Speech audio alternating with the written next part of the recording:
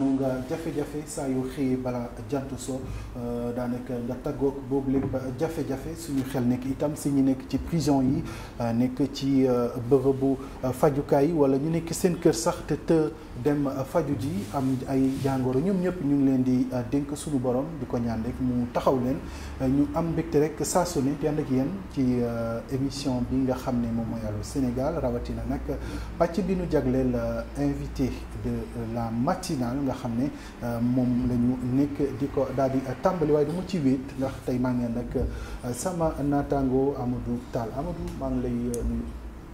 Kajoor Cissé maa ngi lay fay bu baax a baax. yaa ngi rey de tey wéet nga rek sa ko. ndax sama ko fay nekk fi Pape Malick Kor dafa nekk ñuy sànnante affaire. mi ngi noonu mais incha allah damay dina ñëw bu soobee yàlla xam naa am na lu ko jàpp rek.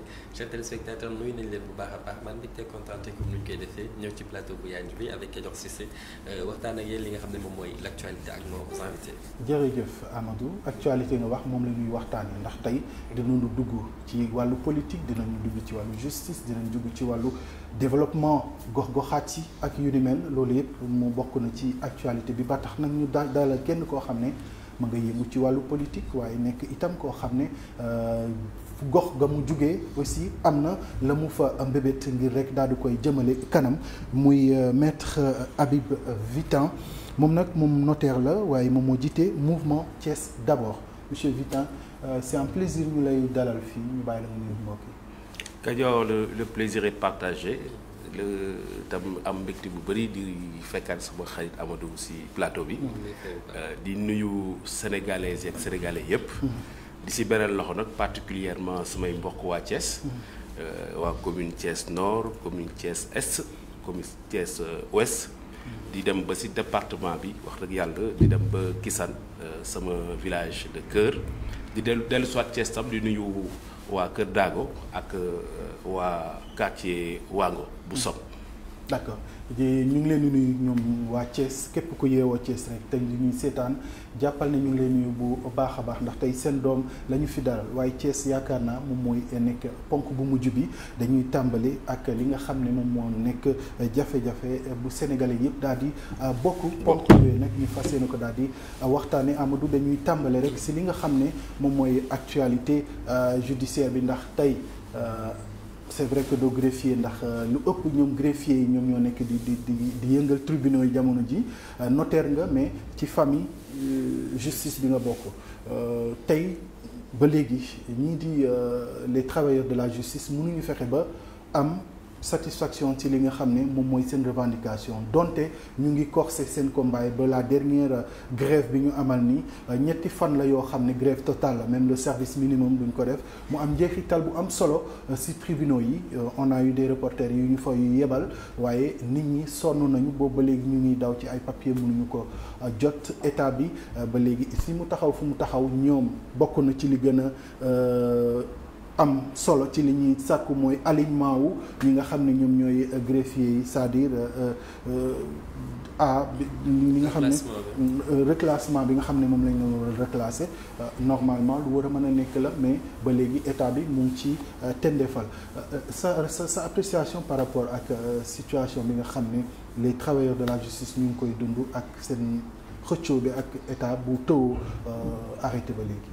waaw Kajoor comme citoyen yëpp ak justiciable yëpp di ko nakarlu et di wax tam vraiment préoccupation bu ñu si am grève u travail de la justice du guléet je pense que bii beneen édition rek la te li ñu war a fàttali mooy ne grève bi du greffier yi kese greffier yi la mais également secrétaire de parquet yi ak sax yenn agent yoo xam ne ñu ngi fi ñu xam ne nekk ñu ci corps judiciaire bi chauffeur beeg yooyu yëpp dañoo bokk ci grève bi grève bi metti lool ba gis ngeen ko bii xam ne mooy mot de grève bi ñu joxe bi yoon dañoo ne sax service minimum duñ ko assuré léegi nag loolu lu muy indi xam nga man damaa mosu jàpp ne lépp fondamentaux yi la ñuy démarrer c'est vrai que droit de grève yoon maye na ko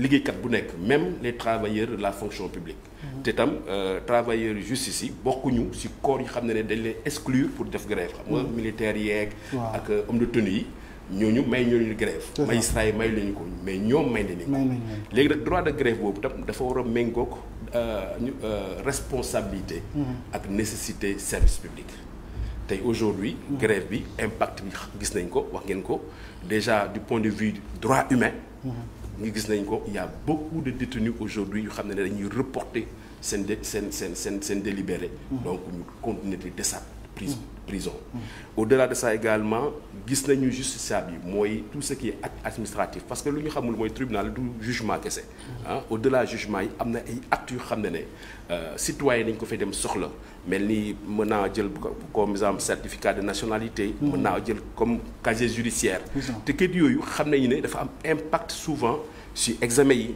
si demande de dossier yi même si voyage yi donc si recrutement yi et depuis plus de 3 semaines mun ñu kenn benn citoyen yi mënul dox boo jëlee sunu yaay yi xam ne dañuy am pension de retraite soxla ay kayit également tout est bloqué donc gis ngeen incidence bu doy waar bi xam ne daf koy am beneen bi xam ne tam daf koy am booy greffier yi ñoom ñooy délivrer actes yi mooy jugement yi bu ñuy juger ba pare ba def prononcé bu ñuy signé lépp greffier en chef moom mooy joxe actes yooyu tant que yow jotoo ko yow mënoo exécuter ce jugement même bu nekkee ne am na actes yu xam ne dafa laaj lu ñuy wax forme exécutoire mooy ne da ngaa war a dem par exemple saisir benn bien forme exécutoire boobu greffier rek en chef rek moo ko mën a def donc même boo jëlee ay gendarme ak doc pour remplacer leen ñooñu mun ñu egg foofu pour wax leen rek que à tous les niveaux bureau yu tëj nañu ak administratif doo ko am jugement du am dañuy reporter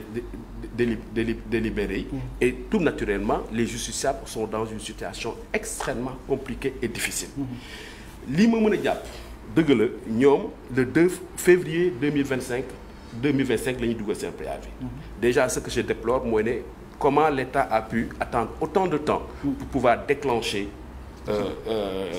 discussion yi gis nañ ko fi un peu avec les travailleurs collectivités locales yi c'est au bout de 3 ans après donc la ñu door a jëm toog et ça je pense que c'est désastreux c'est très compliqué parce que service public bi dafay impacté wu si loolu maintenant man seen mot de grève bi dégg nga ñu ngi laajte ñoom dañoo soxla des négociations sincères et honnêtes ñun yëpp dégg nañu ministre de la fonction publique génn def naa dimanche la woon si benn télé nationale sur la place di ne ñoom ils sont prêts ubbeeku nañu pour mën a dimanche passé pour mën a waxtaan je dis ouf enfin léegi am na lu xam ne tam ñëpp dégg nañ ko jubóo nañ si mooy ne classement bi bi ñuy xam ne ñu ngi koy demander greffier yi moom nee na ñëpp dégg nañ ko que moom il sait que c'est normal maintenant nan lañ koy defee mooy difficulté bi parce que moom dafa ne boo pour jógee benn hiérarchie demaat si benn hiérarchie il faut nga def formation léegi quel est le contenu de cette formation là c'est ça qui pose problème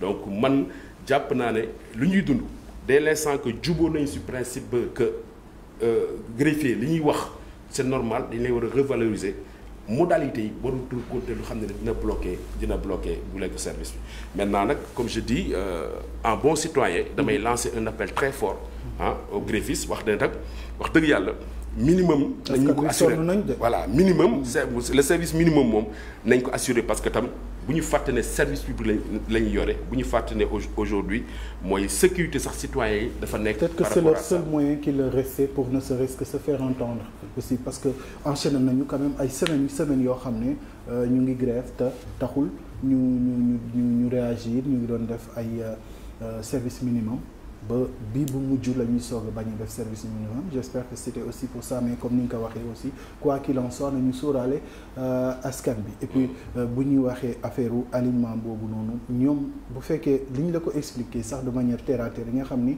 c'est faisable donc lu tax ñu bañ ba léegi defuñ ko peut-être ñoom nañu xool lan la bu fekkee par exemple yow dañoo changer mode de concours bi ba nga xam ne yow da ngay ñëw nekk ci benn hiérarchie kii lay former boo yegsee sax ki lay jàngal ki lay dalal former la moom mu am des années d'expérience en fonction de niveau bi ñu ko jëlee woon à l'époque yow nga ñëw féete ko kaw dafay xaw a doy waar donc je pense que loolu am na nu ñu ko mën a réguler ba mu am équilibre bi Amadou. bu dul boobu point aussi ak beneen point. si li ma koy laaj mooy est-ce que greffier yi nekk ñu actuellement sax di def chantage bi nga xam ne ministre bi moom la waxoon parce que xam nañ seen importance ci li nga xam ne moom mooy système judiciaire bi mais dem ba décréter sax li nga xam ne moom mooy service minimum sax du am est-ce que nekk ñu actuellement di def li nga xam ne changeant d'autant plus que yaa ngi koy wax ni léegi li agent collectivité locale ils ont 3 ans la ñu def pour mën a am li nga xam ne moom mooy compromis du nekk loo xam ne benn jour lay nekk ñaari jour lay nekk il faudra ñu waxtaane ko le ministre également mi ngi def également des efforts ne ñoom trouvé nañ des accords mais ci li nga xam ne moom mooy modalité yi moom mooy problème donc là est-ce que les greffiers ne sont pas actuellement en train di def li nga xam ne moom mooy chantage c'est-à-dire di peser pour vraiment le ministre accepter li nga xam ne moom mooy seeni déclinaison nu mu gën a gaawee. non Amadou man je du ma utiliser terme boobu. parce que tam damay fàttali que tam droit de grève. Amadou day provoqué waaw droit de grève non c'est vrai li mu wax. ministre bi sax moom utiliser na ko mais boo seetloo ministre bu nga ko waxee itam génn na. corrigé na ko parce que xamoon na ne kàddu bu xawoon ëpp la. bu baaxul la sa tension sociale bu amee lépp dal la rek. ak mesure. surtout yow mi yilif. voilà lépp dal la ak mesure. li tax ma ne leen ma du ma wax loolu. dama koy fàttali droit de grève ak droit syndical c'est des droits constitutionnellement reconnus. c'est ça. waxat naa ko sànq ñoom ñi di grève bokkuñu ci corps professionnel bu xam ne dañ leen tere grève. c'est ça. ñoom ñi may wax ni ñuy grève dañoo duggal seen préavis au mois de février. donc ça veut dire que ñi ñuy sëkkal quand même am na responsabilité ñu ngi topp lu leen yoon may beneen bi xam ne tam dama mën naa delloo question bi yaa ngi wax collectivité locale il faudrait pas que l'État utilise l'usure pour arriver à ses fins parce que ak collectivité locale yi à la limite on a compris que c'était la technique mooy ne nañ leen téye rek ba mu bu ñu sonnee dañuy mujj a bàyyi gis nga ñu ngi wax tey réforme de la justice mu doon lu xam ne dafa am solo ñu ngi wax aujourd'hui la confiance des citoyens par rapport à la justice gis nga loolu dafa war a tàmbali ci ressources humaines justice effectivement ci capital humain bi fa lay tàmbalee boo bëggee lu baax ci domaine ñi ko lank te greffier yi ak ñeneen yi parce que souvent sax dañuy wax greffier yem fi déedéet du greffier kese parce que greffier yi tey dafa am ñeneen ñu lay liggéeyal ñooñu yëpp c'est les bras et les poumons de la justice. est-ce que ni ñu ko bëgg a defee est-ce que noonu la aussi maître également parce que tamit comme ni ma la waxee état tamit processus la du nekk loo xam ne day xëy rek sotti il faudra aussi ñu def ay waxtaan ak yeneen mais ni nga gis ne un peu noonu la greffier yi di defee comme si secteur boobu rek moo fi nekk quoi il y a d'autres secteurs aussi en difficulté. waaw mais xam nga ku nekk moom sa bopp. boo liiree sax communiqué yi sax da ngay gis ne vraiment ñii nekk nañ ci benn posture boo xam ne là dañu am lu ñu bëgg wala bu ñu ko amul ça va être très compliqué pour nous continuer sur cette lancée. non li ma gëm. Amadou fii amul benn grève Sénégal boo xam ne mosul amul aboutissement. tôt ou tard on trouvera des solutions et naturellement aussi bien l'administration l'État que syndicat itam chacun utilise les moyens et les outils qu'il a à sa possession pour arriver à ses fins. te loolu moi je pense que c'est tout à fait normal bu ñu la mayee droit bu ñu la joxee droit syndical droit de grève c'est pour que yow sa condition de travail nga mën ko défendre di ko xeex di ko améliorer léegi. dem ba doo respecter service minimum bi maître. waaw non moo tax xam nga tout dépend de l'appréciation parce que tam ñun souvent citoyens yi du ñu xam ce qui est au cœur du dossier. du ñu dem yow ak man du ñu dem ci négociation yi mais li ma jàpp mooy ne tey li ñuy kaas datul tey de ça date pas d'aujourd'hui et il y a eu des accords qui ont été signés et pour tam ça ramène mooy problématique yi mooy état continue de le respect dans l'engagement xam nga tam c'est souvent état du Sénégal day bàyyi ba ñu ne ko sax day négocier signer le couteau à la gorge et conséquence yi mooy la du point de vue budgétaire duñ ko mën a matale et même souvent du point de vue d'équité comme que yaa ngi koy wax équité sociale mooy ne kii mu ngi kaas il faut harmoniser tout ça ba mët ko man li ma gëm mooy ne dans des situations te tey contexte ci Sénégal parce que du travailler de la justice tey ñooy grève gis nañu enseignement supérieur ñu ngi yëngal gis nañu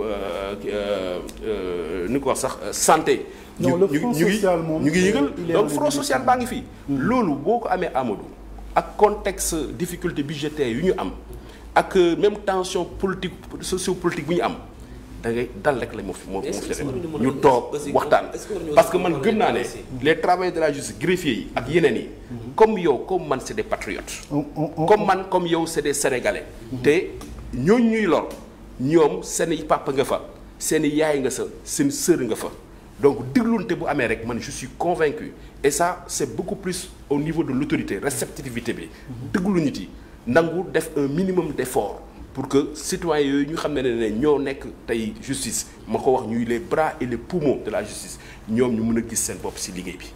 alors un an après un an et quelques pouvoir bu bees bi mu faloo ñoom jàpp nañu ñu ngi am ay réalisation yi ñuy def mais seen diggante ak seen kujje saf na sàpp jamono ji bëri na ay nit yoo xam ne ñu ngi nekk ci kaso bi ñu jàpp ne aussi c'est des prisonniers politiques yow daanaka ces dossiers politico-judiciaires yi nga xam ne ñu ngi am bu mujj bi moom moo ñeel bu xel Badara Gadiaga ban appréciation ban lecture ngay def si loolu parce que ñu ngi doon wax ne il faut que ñu arrêter à un moment donné d'instrumentaliser la justice ñoom bu ñuy ñëw loolu lañ doon wax tey jii am na ñuy wax ne ba léegi ñu ngi instrumentaliser la justice est-ce que lecture boobu moom nga am.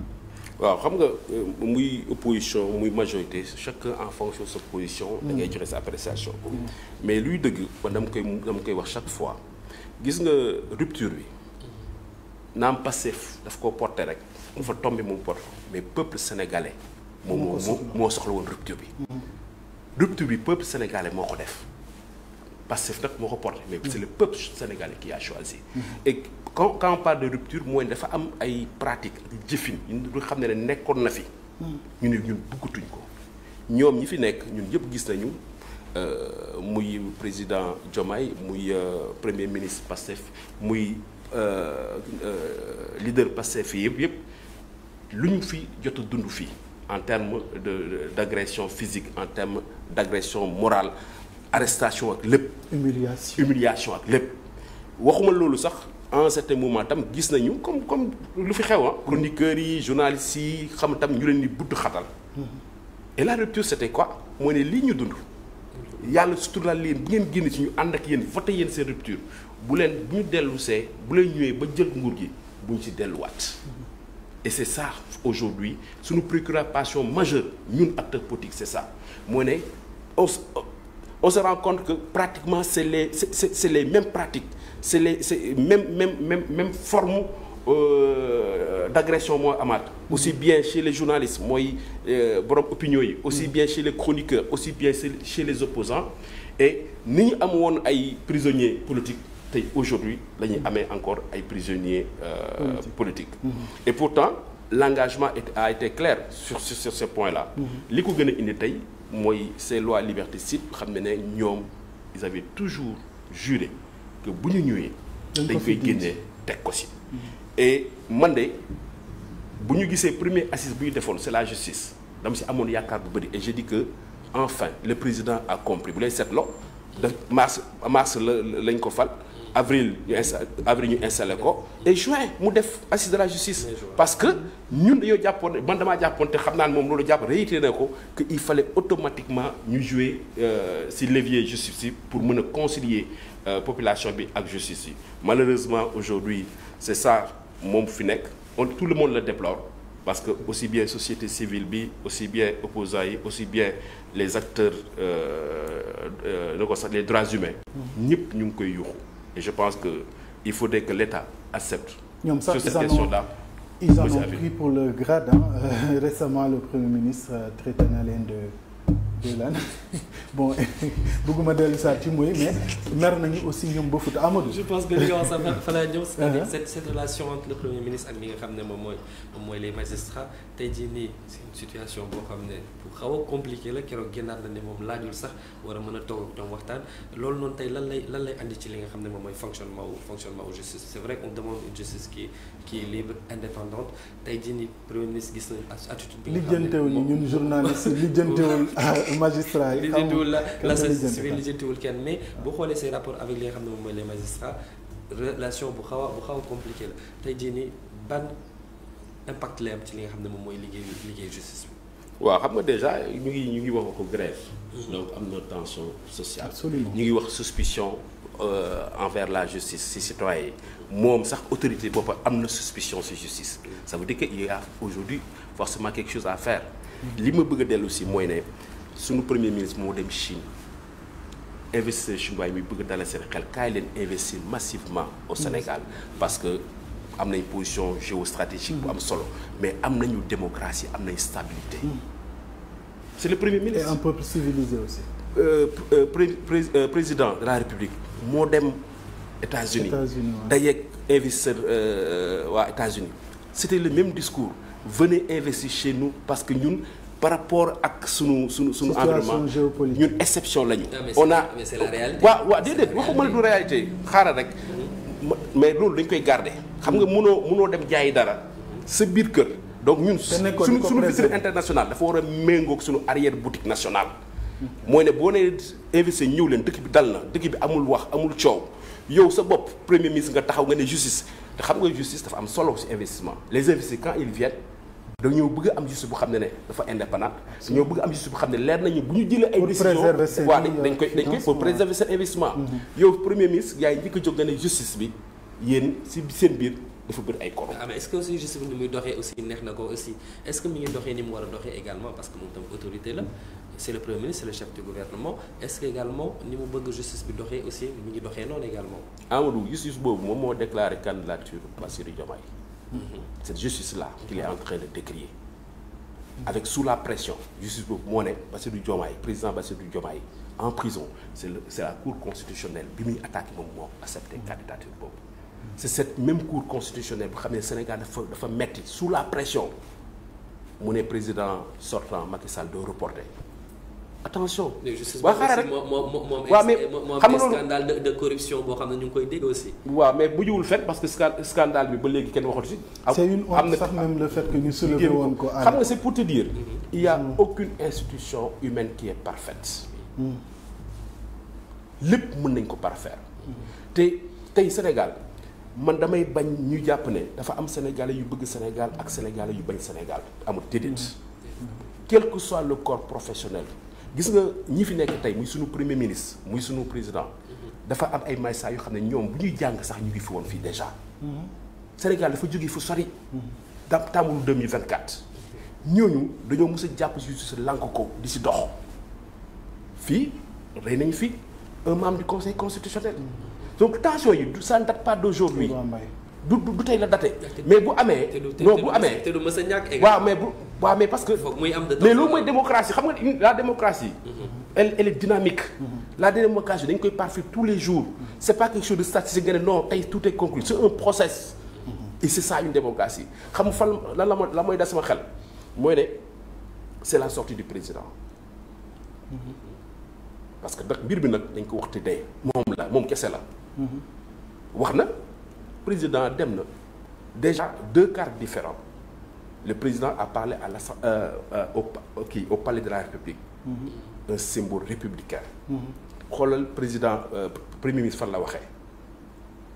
est-ce que xaaral rek non xoolal premier ministre fu mu waxee. le président de la République a parlé dans un moment solennel remise rapport commission sur le système politique. donc gis nga canaux yi sax bokkul. et il a dit tout simplement ñëpp dégg ko qu'on laisse la justice faire son travail. la justice bu ñu bëggee peut-être moom lay waxal na. peut-être tam suñu suspicion par rapport ak seen jotee lay bëgg a lijjanti mais il a été clair solennel très sobre bu ñu bëggee justice def liggéeyam nañu bàyyi justice mu indépendant. et que moom il mettra tout en œuvre pour que justice boobu indépendant parce que moom si boppam daf ko dund te lu mu dund ñaanul beneen Sénégalais dund ko man de sama président de la République muy Bassirou Diomaye muy suñu président yëpp kàddu yu mu yëkkati dal na sama xel te gëm naa ne dina ci am très bientôt wax na ko dañuy def commission ad hoc pour que ñu mën a am ay solutions. très rapidement. Alors moi j'aimerais évoquer un point maanaam adversité boo xam ni finalement léegi boo xoolee nekkatul adversité c'est-à-dire les gens ils se détestent dans la sphère politique boo xoolee ni ñuy jëflante sax léegi ay wax yu ñaaw la c'est-à-dire da ngay woo nit ki sax si débat d'idées mu bàyyi loolu dem piocher sa passé wala sa parents sa famille wala fu mu gën a ñaawee daal ñu indi ko teg ko ci place publique bi comme si des gens ils se promettent l'enfer en fait yow nga nekk mouvement boo xam ne 2024 ngeen lancé seen mouvement bi c'était en octobre 2024 si je ne m'abuse déjà ban lecture nga am si ni politique bi di doxee le débat public ni muy àndee ak électricité et puis yow aussi le mouvement Thiès d'abord lan mooy particularité am si landerneau politique bi nga xam ne dafa ñëw dolleeku fekk des centaines de partis politiques ou de mouvements yoo xam ne ñu ngi ciy évoluer qu'est-ce que vous apportez de plus.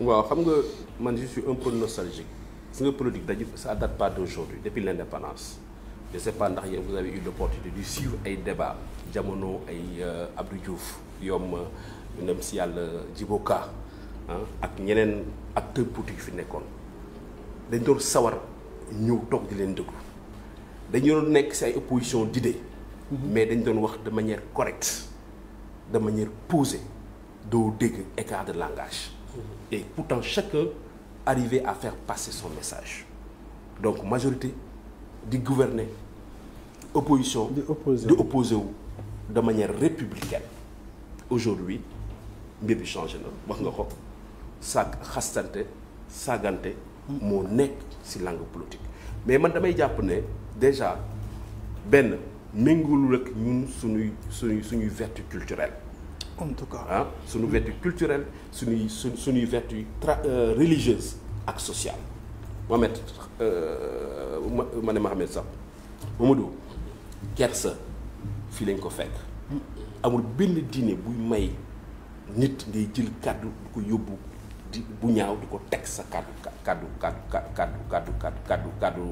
keneen diine mayu ko non léegi la tàmbale ñu ngi fi woon depuis 3 ans 4 ans et ça c'est ça à partir sax président Abdoulaye Wade la ñu commencé woon sentir arrogance boobu dans le débat politique vraiment mais on l'a sanctionné mu dem président Macky Sall ñëw ñu tegaat même arrogance boobu on l'a sanctionné mu dem donc ça veut dire que c'est quelque chose qu'on ne veut pas bëgguñu ko Sénégalais yi bëgguñu ko leneen li xam ne tam gën leneen lu ko xam ne gën na ko xaar maa ngi ñëw rek leneen lu xam ne gën na ko accentuer xam nga débat bu ñu bëggee débat bi relevé wu man je pense que l'opposition tam war nañu jël seen responsabilité ci naka boo seetloo ci plateau yi daanaka très rarement léegi ngi leen di gis ñu ñëw ñu présent moo tax ma ne de plus en plus chroniqueurs yi man ñun ñoo leen di defal seen liggéey voilà politiciens yi li ñu waroon ñëw confronté wu waaw loolu laa lay wax les journalistes loolu laa lay bëgg wax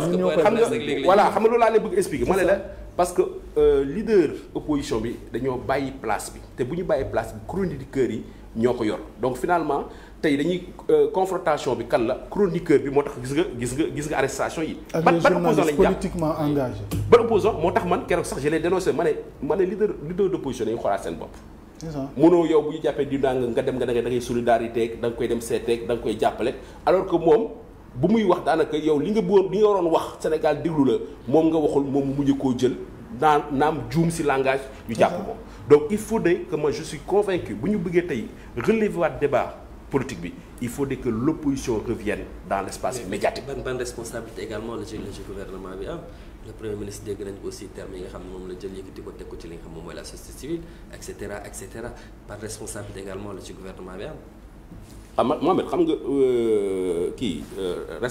comme je dis loolu dañ ko kenn rafetlu woo ko kàddu yu premier ministre génnee jëmale ko ci société civile kenn rafetlu woo ko kàddu yu mu yëkkati jëmale ko ci magistrat yi kenn rafetlu ko donc du lu xam ne dañ ko war a encourager et comme je dis souvent sax boo xoolee cadre bi mu koy waxee cadre bi sax suñu bopp daf ñuy jaxase parce que contexte wax naa la sànq président gis nga nu mu waxee moom day nekk foo xam ne kenn du xam ndax premier ministre mooy wax kenn du xam ndax citoyen bi mooy wax. kenn mënu ko dissocier kenn du xam ndax opposition mooy wax parce que ñun amaguñu microscope bu ñuy permettre yow citoyen sénégalais ñu buy présidence premier ministre Sonko buy wax ñu xool kan moo war a wax.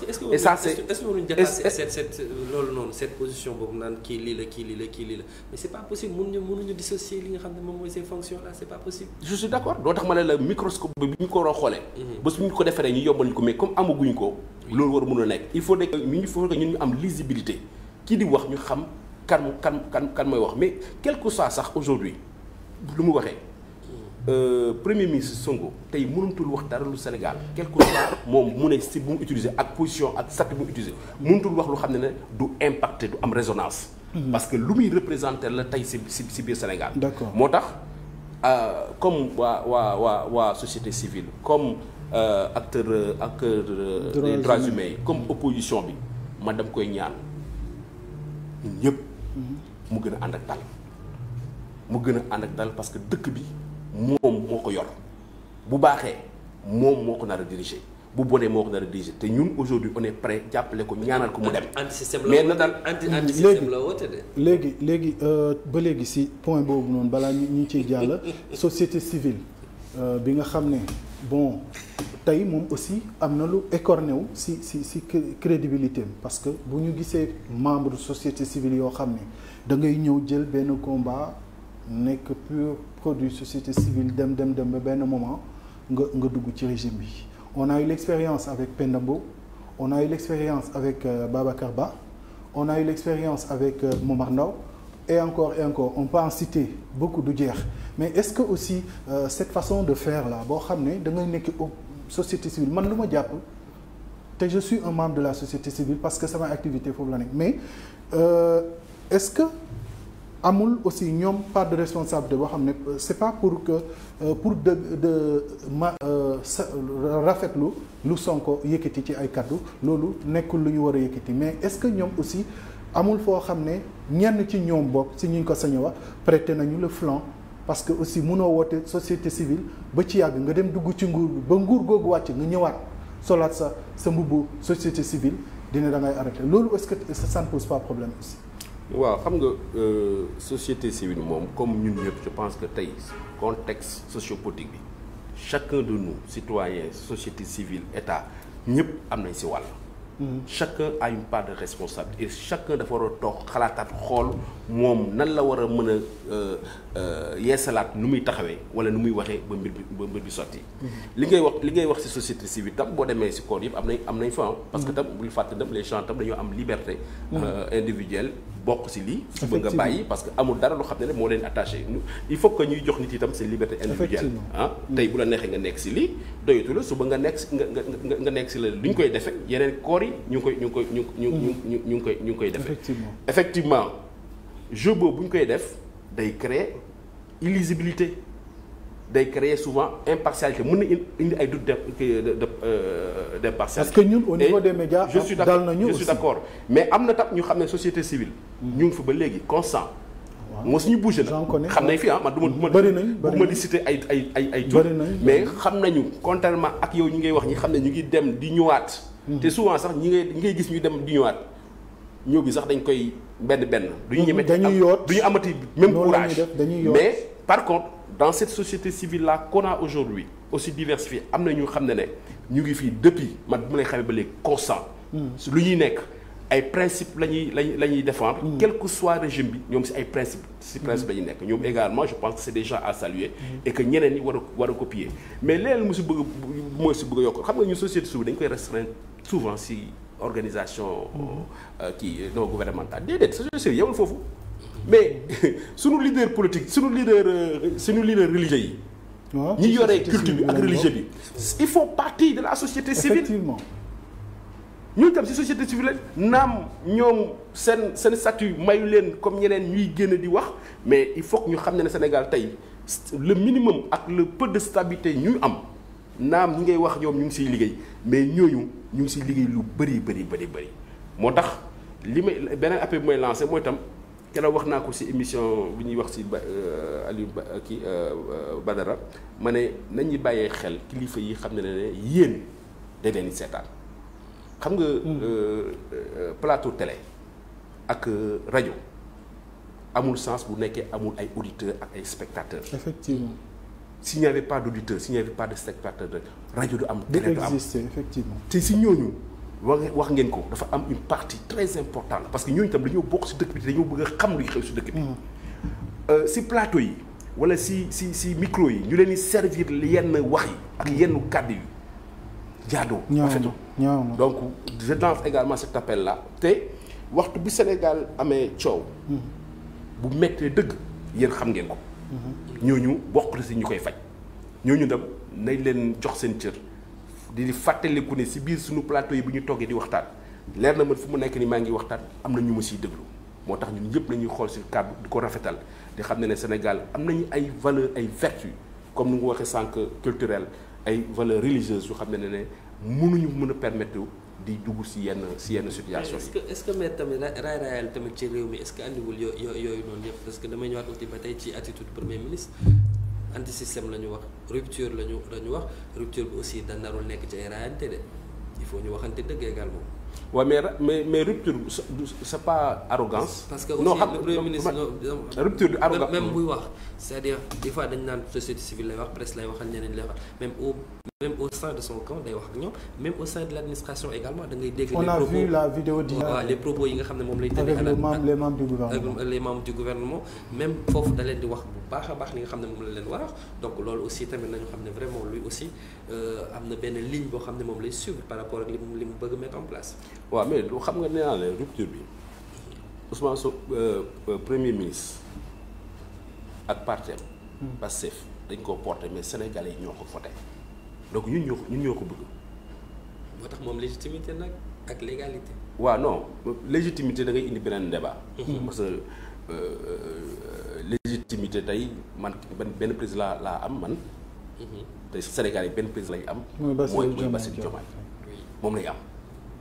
moom mi fi nekk gëdd bu mu yor tey signature décret le président Diomaye donc man du ma dugg si li ma bëgg a wax mooy ne rupture bi ñun ñëpp ko bëgg mais rupture bi nañ ko def ak dal nañ ko def ak sérieux xam nga la mooy caractériser est-ce que def ko ci dal responsable lan moo koy caractériser jiit lan moo koy caractériser mesure responsabilité loolu moo koy caractériser est-ce que su bu te fekkee bu ñu ko doxee quel que soit problème bi ñun on est prêt parce que ñu ñoo ko voté ñu ñoo voté rupture bi Sénégalais yi pare nañ ko mais nañ ko def rek si du dal la preuve mooy ne tant que ñu ngi nekk si contentieux yi tant que ñu ngi nekk si tension sociale bi gis nañ ko 1960 ba tey ñu ngi ci waxtaan yi daal changé wul Sénégal est-ce que jotul ñu def une rupture balaa ñu avant mais boo xam ne vraiment dañuy xoolante en face régler les problèmes avancer est-ce que jotul waxtaan boobu moo tax gis la dialogue dafa bokk ñun pratiquement si sunu ADN te dialogue boobu ngay wax moo tax tey ñu nekk une exception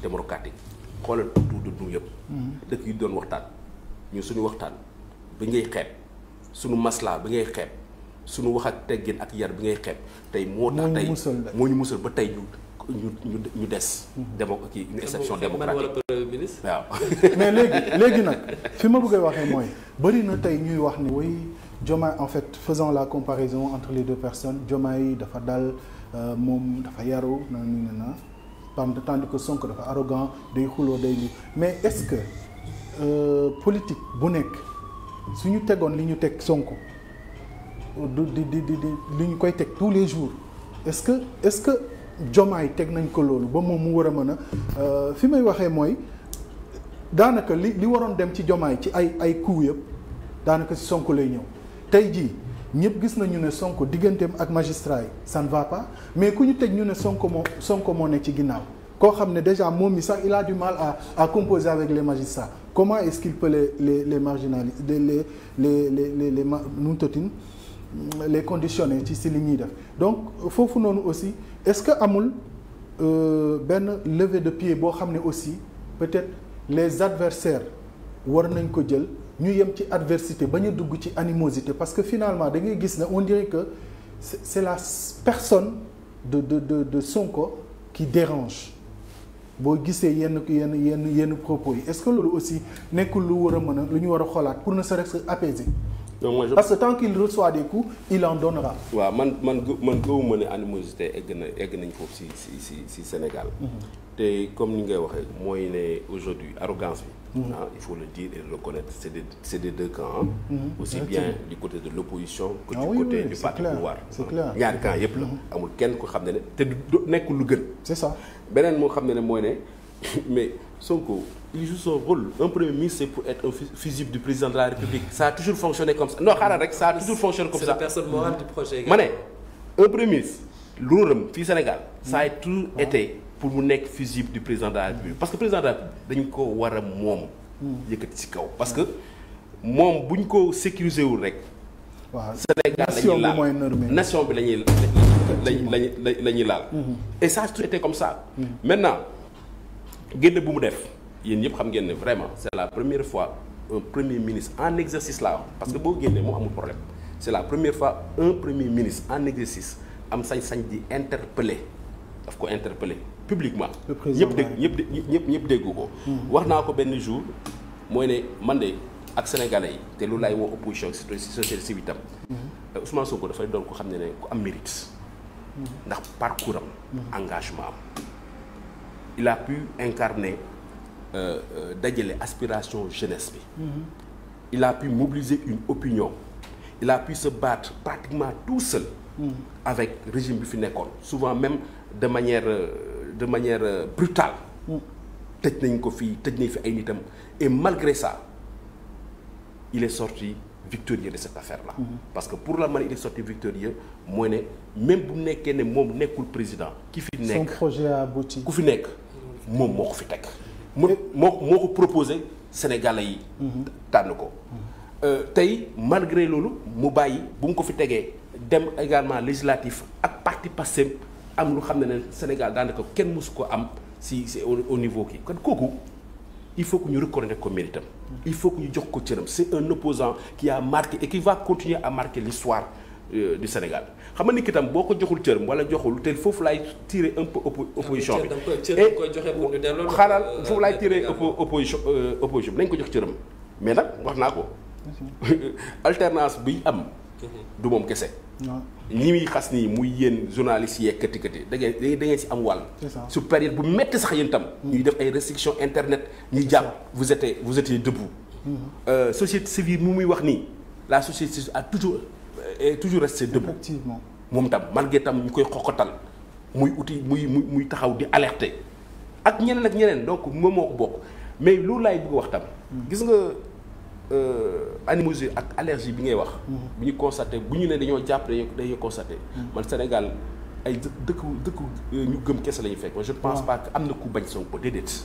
te bañ Sonko nit sax warul mën a wax loolu. mais tam ñoom tam au niveau du parti Pastef nañu xoolaat tam seen taxawaay ak président de la République bi fi jógee mooy Macky Sall. parce que ni ñuy waxee ngay nit di jàpp ne yenn opinion di jàpp ne dañoo bañ Pastef. wax yi ñu génn tam di ko jëmle suñu président bi fi génnoon. la de waaw lay wane. sorwul am na tam une connotation haineuse. donc moo tax ma ne la loolu wax yi ak les personnes nañ ko dépasser nañu nekk ci institution yi. bon loolu ñoom nit yi dañuy passé ana président Senghor yàlla na suuf oyof ci kawam. ana président Abdou Diouf ana président Abdoulaye Wade góor gi. doole bëri doole ana mu tey kenn waxatu ko yal na yàlla yokk ay fanam may ko wër gu yaram ana président Macky Sall bi fu mujjee ana mu donc les hommes passent les institutions restent nañu focaliser wu di may doole institution yi parce que institution bu ñu mënta teg dafa am njëriñ. d'accord bu ñu mënta teg. alors yow yaa ngi jiite mouvement Thiès d'abord moo bëggoon xam. lan mooy sa junj naa la ko tout ci début bi question bi mooy ban particularité moom ngay indi c'est-à-dire c'est quoi l'identité du mouvement loo xam ne du ñëw rek fondre dans la masse parce que fekk nga fi ay centaines de partis politiques ak ay mouvements lan nga indi lu yees ci l'engagement politique bi. waaw xam nga Sénégal pour l'engagement muy engagement citoyen wala engagement politique day lalu ci lii rek soit da ngay bokk ci parti politique wala nga bokk. ci mouvement bu ñu demee assemblée nationale bi xam ni ñoo ko moom da ngay gis majorité. nga gis nu ko sax opposition nga gis les non alignés. yow fan nga féetale sa donc si neutralité boobu man aujourd'hui sama engagement ak ñi may liggéeyal c'est un engagement citoyen. ok ba pare citoyen. mooy ne balaa may wax ay jogante politique askan bi xam ne dama si bokk nekk si ak ñoom may dund ak ñoom chaque jour lu ñuy dund li ma am li ma mën muy si xalaat muy si temps disponibilité. muy sax si liy jógee poche ma xool man ak samay nit nan la ñuy mën a def di contribuer di améliorer le quotidien de ces Sénégalais de ces Sénégalais plus particulièrement de ces Thiessois. beneen bi xam ne également daf ñu am solo mooy plaidoyer. xam nga muy au niveau national muy au niveau local ñun ñëpp ñoo am ay enjeux. muy enjeu national enjeu local yoo xam ne il faudrait à un certain moment am ñu génn si comme ni ñu koy waxee nii kii partisans yi. xeex conflit partisans yi. mën a considération partisane waaw génn si am un peu de recul. te day yokk lucidité mën a xool directement lan la askan bi soxla loolu nag ñu téye ko porter plaidoyer bi ñun mouvement Thiès d'abord. moom la ñuy doxal Thiès parce que ndax Thiès d'abord ñun dañoo gëm c'est un peu comme un peu pôle territoire yi ñu ñoo gëm ne développement bi day jóge ci suuf dem ci kaw. gis naa ci document bi nga fësal bi ngay lancé mouvement bi nga accès si sa vision en tout cas pour Thiès ci 6 points.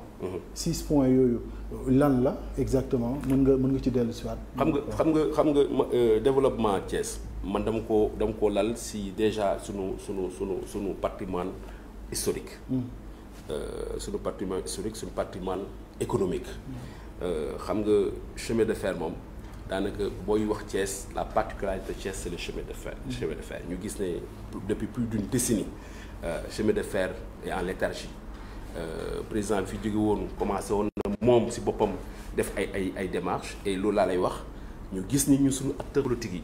ñu ngi woon ci yeneen considération donc plaidoyer relance de chemin de fer bi naam am na ay organisation yu ko doon def mais amul woon impact bi amul woon na ko sax doole poigne bu waroon am ba xam ne ñu lu ñu bëgg fu ñu mënta nekk plateau bu mënta nekk dama koy wax di ko fàttali kooku chemin de fer bi moo nekkoon le poumon économique de Thiès di créer di créer emploi donc loolu il faut que ñun dañuy faire et aujourd'hui xam nga chemin de fer nekkatul sax un enjeu local chemin de fer bi aujourd'hui c'est un enjeu national ñu ngi wax découverte phosphate yeeg tout ça là il faut que ñu ngi wax port de Ndayane bi donc c'est un enjeu aujourd'hui national au-delà de l'enjeu au-delà de l'aspect même économique en termes de sécurité gis nañu accident yi bëri na si camions yi ñu ngi yàq tali donc ñëpp xam nañu ne aujourd'hui le transport par la voie ferrée est beaucoup plus sécurisé même du point de vue écologique même également moo gën a et moins fatigant c'est aussi, moins fatigant plus rapide donc parfois. aujourd'hui la relance du chemin de fer c'est un enjeu national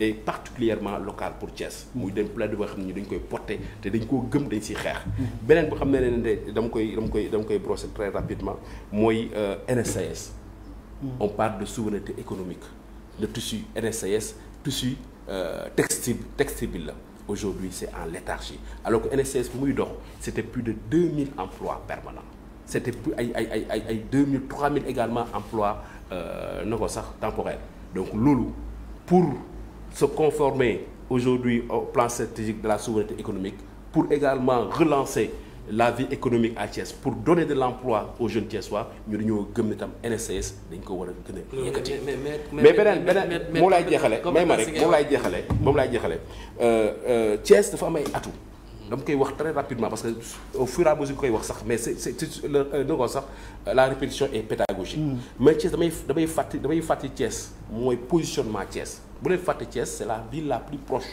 de Dakar de la capitale. bu leen fàtte Thiès c'est la ville la plus proche de l'aéroport. on est à 15 minutes de l'aéroport. Thiès c'est la ville la plus proche daanaka de Diamniadio mooy poumon industriel bi xam ne ñu ngi koy jëm a taxaw. ak de port Ndayane bi mais Thiès également moo yore triangle commerce kii bi na ko sax tourisme religieux bi Popenguine Tivaouane Touba. une ville comme ça avec autant de potentiel.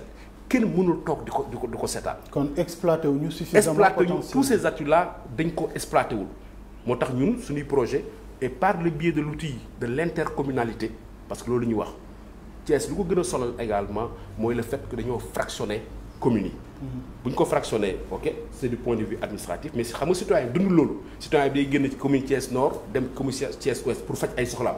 donc ñun par le biais de l'intercommunalité ñu jël ville bi avec les 3 communes jumelles boole seen doole yi mutualiser seen doole yi les atouts là li may wax stratégique positionnement stratégique ak ñu am ñu xool na lañ ko mën a valoriser pour Thiès waaye mais également pour Sénégal parce que quand on dit Thiès d'abord dafa am lu muy dégg bu si nekk. Thiès d'abord le Sénégal vient parce que Thiès boo ko xëccee da ngay yóbbaale. bay sawewu tànk voilà Thiès bëgg naa des ci. American first Sénégal first Africa first. fi mu ne Thiès lépp looloo. bëgg naa des ci Thiès parce que. Jemberen first. parce que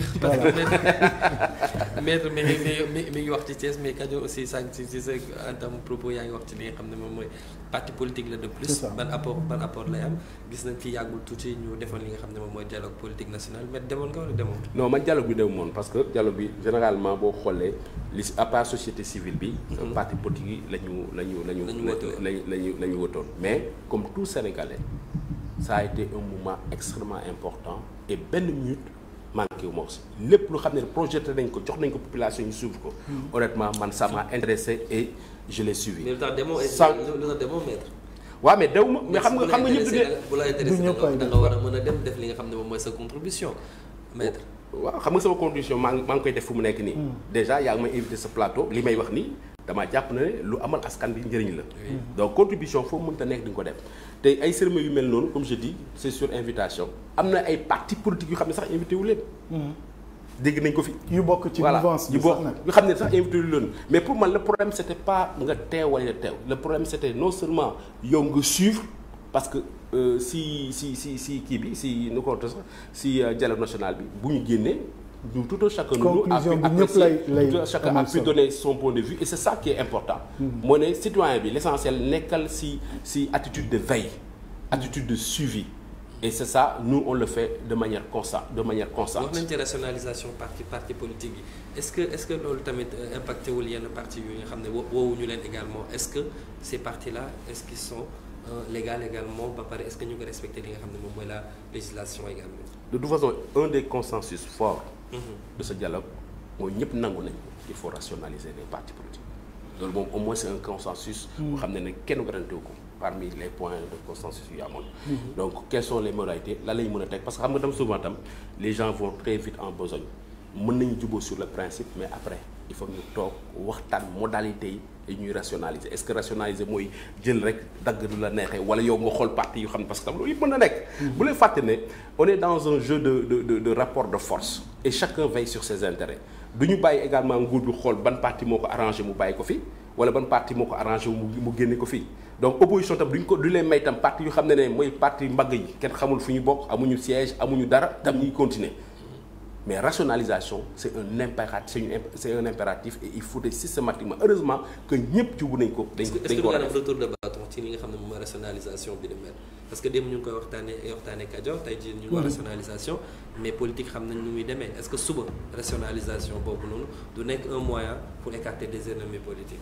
waaw loolu laa sànq moom lay xam nga terrain politique mooy terrain bu xam ne mooy terrain bu gën a mouvant. te li ci gën a am doole la loi mooy l'imprévisibilité. dañuy toog di wax nii rek mais ñoom dañu ku nekk am na agenda mënoo dugg ci bopp nit yi dañ lay junj ñun moo tax ma ne la ñun cette position de veille et de vigilance citoyenne est extrêmement importante moo ne yow xam na am nga sa agenda xamuñu ko mais ñu ngi lay suivre di xool pas à pas chaque li nga wax chaque acte bu ngi posé ñu xool ndax méngoo nag ñun lu ñu laaj démocratie exigence démocratique ak républicaine lu ñu soxla ci biir dëkk bi. yow est-ce que nekkoo ci société civile bi maître li ngay wax ni. non man nekk non mën naa ko leeral posture société civile la. non du posture citoyen la xam nga mën naa ko leeral xam nga nee naa dëkk bi joxe fi sa xalaat. wala wax fi sa xalaat wala def fi lu baax. aajuwul nga bokk ci parti politique. non aajuwul nga ne man damaa bokk ci telle société civile bu nekkee société civile dañ ko xoole ci global itam yow société civile nga bokk. loolu moo ci am solo man li ma wax te je l'assume mooy ne man nekkuma ci pouvoir je suis pas de la majorité mais nekkuma tam si opposition farouche opposition catégorique. liy jóge si waaw luy jóge si majorité baax man bokk naa si sénégalais yi njëkk a yëkkati ne lii baax na. luy jóg si majorité te bon dinaa bokk sénégalais yi xam ñoo koy njëkk a kaas bu nekkee dañoo war a wàcc si terrain bi ñu wàcc terrain bi. la même chose pour l'opposition l'opposition waxtu muy yëkkatee idée bu baax dinaa ko yuux ak ñoom góorgóorlu ko mais bés bu ñu comme ñële tam bu ñuy dëngalee ñu wàcc si terrain bi wax ak ñoom bu leer. waaw Thiès bi nga nekk c'est une ville très politique beaucoup de leaders politiques nga xam ne ñu ngi fa. Est-ce que ça vous facilite la tâche tey ak sa ambition bi nga xam ne moom nga am pour la ville de Thiès à l'actuel maire bi foofu aussi muy gën a étendre ay niveaux vous avez des ministres de l'actuel gouvernement yoo xam ne ils sont de Thiès donc beaucoup de responsables politiques yoo xam ne issus de plusieurs partis politiques ñu ngi fa yow sa particularité foofu noonu en tout cas pour te faire une place lan lay doon au sein de cette ville là. waaw xam nga wax nga ko sincèrement en termes d'acteurs politiques Thiès dafay mos a nekk un grenier. Absolument. De grands leaders politiques. Et ça date de l'indépendance. may fàttali toujours rek même bu nekkee lien am nekkul le premier maire de Thiès président Léopold Sédar Senghor la woon c'est le premier maire de Thiès. donc fa la sosoo donc ak yeneen maire ba kii mu ngi xam ne vraiment mën nañu wax leadership politique bu am doole mooy président Idrissa Seck. mais man damaa jàpp te peut-être suñu chance fa la nekkee les dés sont redistribués en quartier. Les quatre sont depuis président Idrissa Seck depuis bu mu du point de vue politique depuis défaitam bi depuis gis ngeen noppem bi ak l'avènement maire yu bees yi carte yi dañ ko redistribuer waat maire yi tey yi fi nekk man dama koy wax et c'est vraiment la vérité amul sans sax aspect péjoratif bu ñu fi nekkee dañu fi teg Pastef ak yow askan bi jamono yooyu comme ni am ñu koy wax bant bale sax boo ko tegoon comme candidat sax day jàll. Donc ñoom ils ont été proposés ñu jàll te ñoom yëpp laa wax boo leen jëlee personnellement amul kenn ko xam ne am na vécu passé politique boo xam ne jar na en terme jar na nga ne kii dafa mérité loolu mooy ne c'est des gens yoo xam ne 6 mois avant xamoo woon sax en réalité ñenn yi après nga leen xamoon mais politiquement amuñu woon benn appui bu nekkee ñu mel noonu ñoo mën a jël mairie yi di ko doxal massivement un citoyen bu mel ni man tam nekk ak yeneen sauf que yow langa moo ci benn machine ñoom ils avaient eu la machine Pastef même bu dee l'actuel maire moom defe naa débarrassé parce que il a son parti ok mais ci coalition boobu la demee woon tey il a pris ses distances mais yow amul ci benn machine politique boo xam ne engagé enfin lonk nga ci sa bopp ngay demee bon peut-être après di nga am ay coalition mais gisuñu la ci benn machine donc est-ce que du doon gàllankoor ci yow ak discours bi comme ni ko Amadou di waxee on a en vous écoutant parler on a l'impression que c'est un acteur de la société civile qui parle te politique bi dafay am fu muy toll foo nga ànd ak caay-caay tuuti ànd ak saytaane tuuti pour mën a am dara donc est-ce que loolu yëpp du doon ay frein yoo xam ne mën nga ko am foofu à Thiès.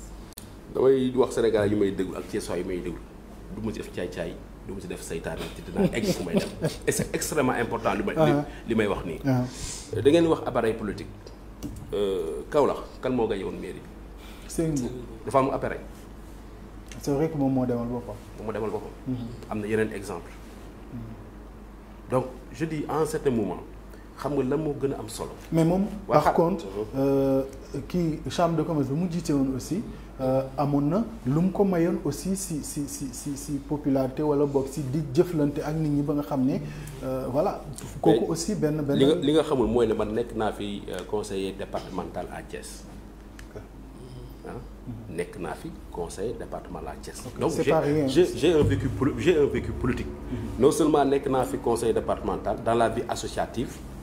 biir Thiès xam nañ fi nekk naa fi président ASC bu mag pour Thiès ASC jànget donc am naa benn expérience politique am naa vécu politique mais au-delà vécu politique bi man du loolu moo ma gën a ñor xam nga lii différence bi fan la nekkee te suñu askan yi dañ ko waree mooy ne askan bi léegi soxlatul ay leaders yu xam ne dañuy nekk si au sommet.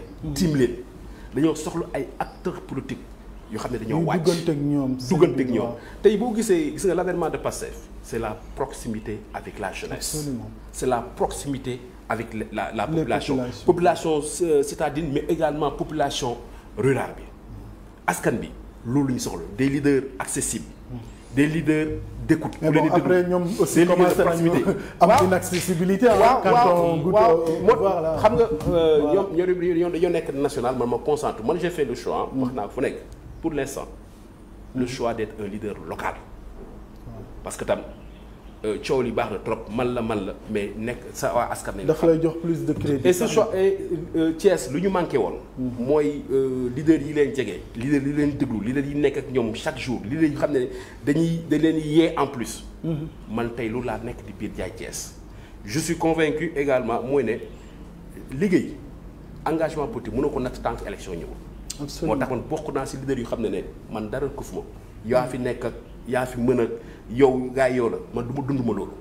li may dund mooy ne li ma war ak askan bi li ma yéene askan bi naa ko def de manière quotidienne et une des choses particulières que je fais et aujourd'hui qui fait que may déranger sax maire yi fa nekk. mooy éveil de conscience mooy def. tey les Thiessois à travers mes émissions à travers mes sorties maa ngi leen di commencer jàngal nan la ñuy apprécier un budget local. xam nga fii ñun télé on parle du budget du Sénégal. Mais dans les collectivités locales gis nga le budget c'est un tabou. On n'en parle pas hein. On n'en parle pas budget bi man gis nga man pour am budget bi damay mujjee. dugg ak génn fu ne nga dugg di génn ba am budget yi mais boo ubbee budget yi. waaw parce que li ñuy wax est-ce que gis nga yaa ngi gis sa bopp mooy ne les budgets c'est des tabous la un sujet tabou opacité bu si nekk. Et quand tu ouvres le budget. ak réalité li ñuy jaay population bi. c'est deux choses complètement différentes. da nga bëgg wax mairie bu ñuy nekk fii naan mënuñu problème dafa am ci biir c'est-à-dire les ressources sont mal gérées. mais xam nga quand on parle de transparence de la gestion. transparence de la gestion c'est pas seulement au niveau de l'Assemblée. li ñuy jooy suñu budget national bi yow nga nekk expert ci nekk expert ma nekk expert bu ñu taxawee si télé yi ku nekk woy déficit beeg kati on doit faire la même chose pour le budget local. Bon, il y a des maires qui ont été arrêtés pour mauvaise gestion. Voilà xam nga maire bu xam ne dafa am site internet officiel. lépp nga fa doo fa fekk budget bi. def propagande. waaw budget Sénégal boo tapee internet léegi nga am ko. loi de finances rectificative bi ñu def boo tapee léegi tu as le compte ak yeneen. Donc il faut que ñu développer au niveau des collectivités locales. te loolu laay man lu bokk na su may xeex le contrôle citoyen il faut ñu permettre que le contrôle citoyen. Et pourtant il existe le contrôle citoyen. waaw mais entre l'écrit et la pratique foofu mooy différence bi. Non est-ce que du question culture. Est-ce que les Sénégalais ont cette culture-là? Je pense que loolu parce que boo xoolee loi waaw je pense que mais moom laay wax c'est assez facile de le mettre. mais moom laay def parce que da ngay dem demander. à tes frais. par exemple pour le budget. Donc est-ce que c'est une question de culture? Non normalement sax da ngaa warul fay sax. Taxi yi. code de collectivité locale lu leer la wax code de la transparence lu leer la wax mooy ne budget yi dañu ko war a. fësal dugal ko rendre ko public dugal ko ci site yi. seen site officiel boo tapé nga fekk ko tu n'as pas à payer. ma ne budget Sénégal moo gën a am doole. la version ku tapé am ko. moo ne boo duggee nga tapé bu ma bëggee tirer ma tirer ma bëggee lire ma lire mais xam nga loolu yëpp pour dire que également ñun suñu liggéey et c'est ça c'est extrêmement important. Et souvent, c'est le défaut des partis politiques. Les partis politiques, ils sont toujours dans les calculs électoraux. Échéance qu'elle n'y a alors qu'il y a un éveil citoyen qui est constant. Mais il y a un politique de... non xam nga ñun vide bi xam ne acteur politique dëgg yi defuñu ko. ñun moom la ñuy jéem a combler. moom la ñuy jéem a combler. Amadou vas-y. bu nekkee nag loolu éveil conscience citoyenne yow Amadou da ngaa jàpp ne politique la oui je fais de la politique. une dernière question parce que temps bi ñuy jagleel. peut-être la dernière question bi ma ko posé sànq wax na un peu ci li nga xam ne moom mooy projet bi. bi mu bëgg mettre en place dégg naa chemin de fer dégg naa textile est-ce que c'est pas un projet très très ambitieux parce que boo xoolee tey jii chemin de fer collectivité locale yi mënuñu def chemin de fer c'est la compétence de l'État booy wax aussi textile relance de l'activité économique c'est l'État ou bien les privés les partenaires ak yooyu donc est-ce que surévolué woo li nga xam ne moom mooy say compétences par rapport également à la mairie moo tax ba may ñëwaat ci question est-ce que nekkoo def politique politicien également. non parce que dama maa dégluwul heureusement je pense que Sénégalais ak Thiès waay dégg nañ ma. je parle de plaidoyer. un plaidoyer. loolu laa wax ñoom ñoo ne dañuy def pôle territoire la mooy pôle territoire mooy ne li xam ne ressources yu ñu am ak capacité atu yu ñu xam au niveau de chaque territoire ñu valoriser ko. voilà. donc yow loolu la chemin de fer wax naa non seulement patrimoine historique la aujourd'hui tous les cheminots doomu cheminots yi Thiès waa yi Sénégalais yëpp ñoo demandé que chemin de fer ñu relancer ko donc moi je suis conscient que loolu état fi sa collectivité mën ko def mais collectivité yi mën nañu porter plaidoyer boobu xam nga foofu nee naa la am naa 4 maires lu benn di maire di wax mën nañu ko tànkamlu mais li 4 maires di wax. effectivement am poids politique ça devient beaucoup plus sonore. am poids politique. c'est kooku kenn du ko tànkamlu. ñun man si loolu lay woo maire yi si par exemple dafa mel ni textile bi. effectivement. c'est l'État qui doit appuyer. parce que doom ñi fay jël boo jëlee doo defee 2000 emplois c'est pas ay Thiès waa kese ñoo fay liggéey d'autres Sénégalais ñoo fay liggéey. mais également il faut que ce plaidoyer soit porté par ñun Thiès waa yi te ñi si njëkk war a jiitu. mooy non les 4 maires ñu xam ne ñoo nekk ñun ak conseil départemental malheureusement. kon projet bi ci plaidoyer rek la yem. déedéet wax naa la aujourd'hui am na benn livre ñun bu ñu def qui s'appelle Vitrine d'une trajectoire où on a défini tous les projets yu xam ne dañ ko bëgg a poser de manière concrète à Thiès. dont notamment maa ngi lay wax sànq l'hôtellerie. xoolal tey aujourd'hui ñiy wàcc escale aéroport c'est des centaines et des centaines de personnes. ils sont obligés dem ba Saly pour def ñaata fanaan le lendemain nga dellu si waat alors que à 15 minutes yaa ngi am Thiès. imagine aujourd'hui que ñu développer tey l'industrie touristique à Thiès imagine tey pèlerins yi xam ne dañuy tourner autour triangle boobu kenn du amati problème parce que boo nit mën na fanaan Thiès génn xëy nga dem Tivaouane facilement. wala nga xëy dem defi ko ngeen def sa pèlerinage Touba nga génn jël péage bi. donc loolu c'est quelque chose d'extrêmement important boo xam ne ñun aujourd'hui bokk na suñuy projet am na yeneen débat bi may ñu ko mais damaa bëgg wax pour dire aujourd'hui la particularité suñu bos. on va terminer par à Thiès bu ñu xam nga di nga gis sax acteur politique national génn ne man am naa projet. gis nañu projet bi ñu fi waxoon projet bi ba léegi.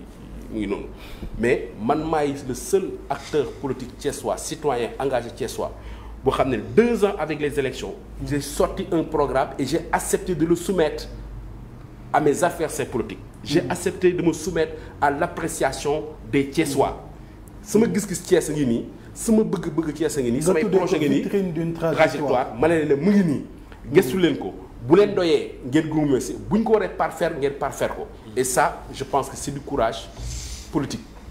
loolu la ñuy xaaree ci acteur politique. être concret.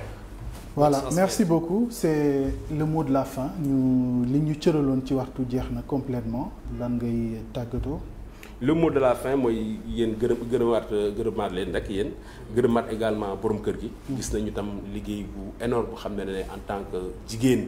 la am taxawaay ci espace médiatique bi ñu koy ci naw bu baax a baax di ñaan yàlla parce que comme ni nga wax yéen wax ngeen ko tension sociale yi bëri na il y a des prémices de crise d'autorité au niveau de l'État ak yeneen ak yeneen yal na yàlla saafara lépp dafa am benn paramètre boo xam ne ñun Sénégalais dañu koy fàtte mooy le paramètre spirituel nañu delluwaat ci kuris yi di ñaan parce que loolu tam dafa nekk ba un facteur bu ñuy fàtte mais facteur bu xam ne dafa am solo fu may jeexalee mooy waa Thiès di wax rek muy au niveau des maires parce que ñu ngi période nawet bi Thiès ku ko xam au niveau de Thiès Nord xam nañu que zone bu xam ne dafa névralgique mooy ne day jël ndox mu bëri inondation am nañu canalu Gent bi xam ne tam mënul fexe ba sotti te loolu comme ni nga ko waxee collectivités locales yi mënuñu ko def ñu ngi ñaan également autorités étatiques yi ñu bàyyi bu baax xel Thiès ñëw jàppale leen parce que gis nañu Tambacounda lu fi xew 88 millimètres gis ngeen jëy yu mu commencé def te nee nañu ne woon seen nawet la donc yal na bii moom seen nawet la ba yoon moo nekkul ñaan yàlla rek waaye bii seen nawet la mais ñu nawetu jàmm nawet bu xewle ak nawetu barke jërëjëf jaajëf ñu ngi lay gërëm merci vraiment si teewaay bi ñu amoon mbégte lool di ànd ak moom maître Habib Vitan tur bi c'est pas populaire ah bëriwul Sénégal de Vitan. waaw moo tax nag li may def lépp am xorom. waaw ah ñàkk non mais c'est comme ça quand quelque chose est rare. c'est quelque chose de précieux.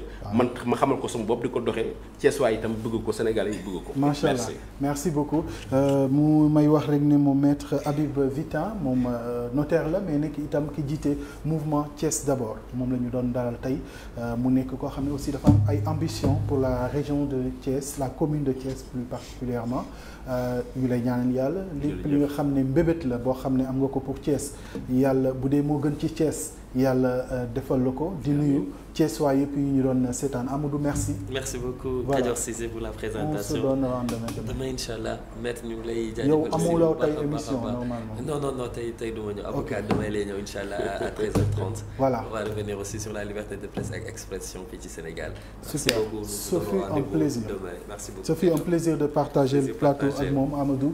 mbokk yi yéen it ñu ngi leen di jaajëfal bu baax a baax Mouhamed ak Pape Sarr ñu féetewoon ci régie bi ñoom Khady au montage ñëpp toute l'équipe de la matinale ñu ngi leen di jaajëfal bu baax a baax way leen di ànd ak ñun Neskis je vous retrouve à 10h pour les flashs d'information mais d'ici là programme bi dafay continuer ñu ngi leen di ñaanal kenn lu jàmm te di ko sàkku ci yéen on se dit à demain incha allah.